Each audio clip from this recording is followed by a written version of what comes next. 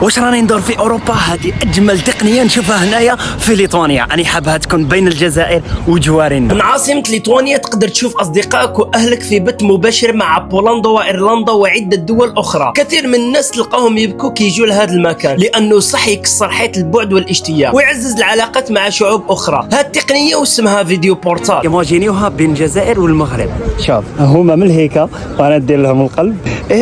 من هذا المكان شفت توانسه اللي راهم في امريكا يشجعون الترجي التونسي. بالتوفيق البلايلي ناكس. مرحبا بنا في اوزوبيس. هذه بلاد في وسط بلد ليتوانيا، عندها دستور عربي. خلينا نتعرفوا على حكايتها. هذه الجمهوريه تقع في قلب عاصمه ليتوانيا فيلنيوس. تاسست سنه 1997. عندها رئيس وعلم وحتى جيش متكون من 11 شخص، لكن معمره بالمافيا والشهوات تشبه الكريستينيا الموجوده في الدنمارك. ليتوانيا هو اخر بلد اللي نزوره في الدول البلطيق اللي فيها استونيا، لاتفيا. دوكا رانا في ليتوانيا والبلد رقم 55 في قاموس ميناز. تهلاو في روحكم، سافروا، تصحوا، سلام.